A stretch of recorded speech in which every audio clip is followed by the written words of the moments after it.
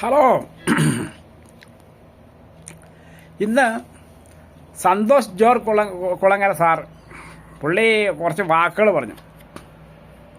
അതിനൊന്ന് പറയാൻ വേണ്ടിയിട്ടാണ്. കാരണം പുള്ളീനെ എനിക്ക് പരിചയമുള്ളത് 2000 ഞാൻ ടി വി വാങ്ങിച്ചത്. 2000 ഞാൻ ടി വി വാങ്ങിച്ചത്. അന്ന് തൊട്ടാണ് പുള്ളിയെ കാണുന്നത്. കാരണം ഏഷ്യാനെറ്റിലായിരുന്നു സഞ്ചാരം. അതൊരു അരമണിക്കൂർ സഞ്ചാരം മാത്രമേ ഉള്ളൂ, വേറെ പരസ്യമോ ഒന്നുമില്ല. സഞ്ചാരത്തിൻ്റേത് ഏഷ്യാനെറ്റ് ചാനലിൽ. അന്ന് അങ്ങനെ കൂടുതൽ രാജ്യങ്ങളിലോ പോയിട്ടില്ല. ആദ്യം കണ്ട നേപ്പാളിലോ അങ്ങനെ ഈ ഇന്ത്യയെ കിടന്ന് കറങ്ങുമായിരുന്നു.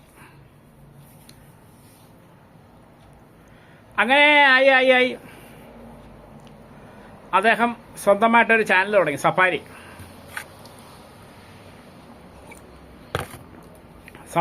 ചാനൽ തുടങ്ങി. കുറച്ച് കാശൊക്കെ ആയി കഴിഞ്ഞപ്പം പുള്ളിയുടെ സ്വഭാവം മാറുക. ഈ ഭൂമിയിൽ ചെയ്യാത്ത ദൈവം പിന്നെ എന്നാ വാഴക്ക ചെയ്യുമെന്നല്ല കൊണ്ട് പുള്ളി ഒരു ചോദ്യം ചോദിച്ചു.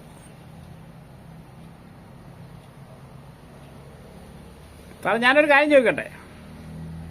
നിങ്ങൾ സ്വർഗത്തെ പോലെ ഭൂമിയിലാകണം എന്ന് പറയുന്നു. സ്വർഗത്തെ പോലെ ഭൂമിയിലാക്കിയിട്ടുണ്ടെങ്കിൽ ദൈവവിശ്വാസം ഉണ്ടാവുമോ? പറ. അമ്പലം ഉണ്ടാവുമോ? ചർച്ച ഉണ്ടാവുമോ? പള്ളി ഉണ്ടാവുമോ? ഒന്നും ഉണ്ടാവില്ല.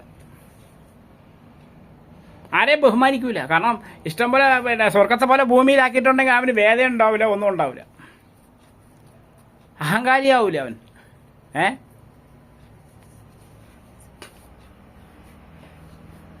നമുക്ക് വേദന ഉള്ളപ്പോഴാണ് നമ്മൾ അവരോരോ ദൈവത്തിനെ വിളിക്കുന്നത്. അള്ളാനെ വിളിക്കുന്നത്, നിങ്ങളെ ദൈവത്തിനെ വിളിക്കുന്നു, വേറെത്തൻ്റെ ദൈവത്തിനെ വിളിക്കുന്നു.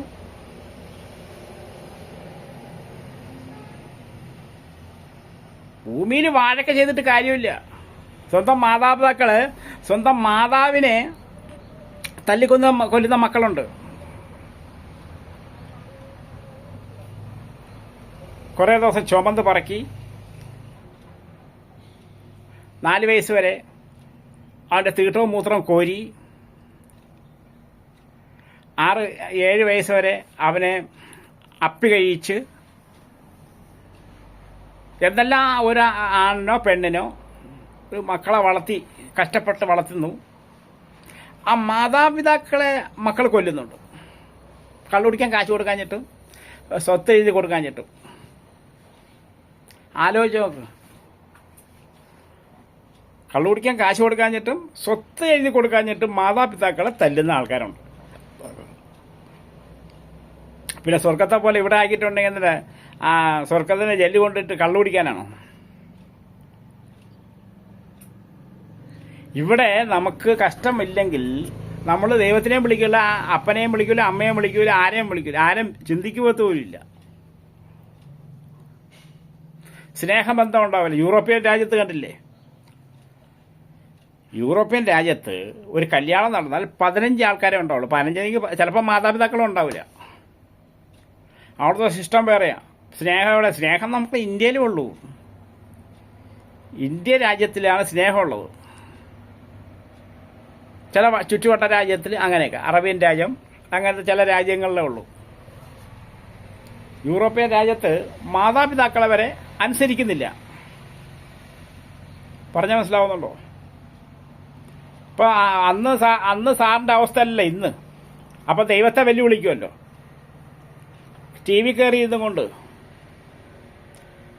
അന്നെന്ന് പറഞ്ഞിട്ടുണ്ടെന്നാൽ അരമണിക്കൂറായിട്ട് സാറിൻ്റെ ചൈനകത്ത് കാണിച്ചു, ഇത്രേ ഉള്ളൂ.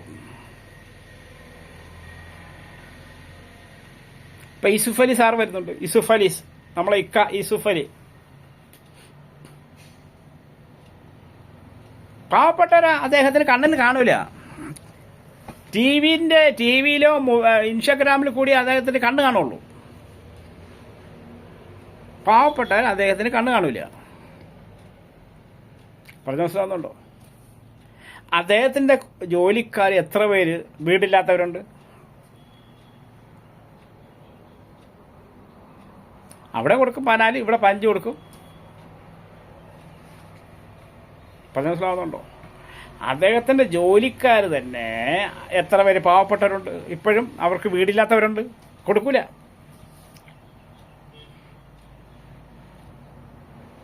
പറഞ്ഞ മനസ്സിലാവുന്നുണ്ടോ? കൊടുക്കൂല.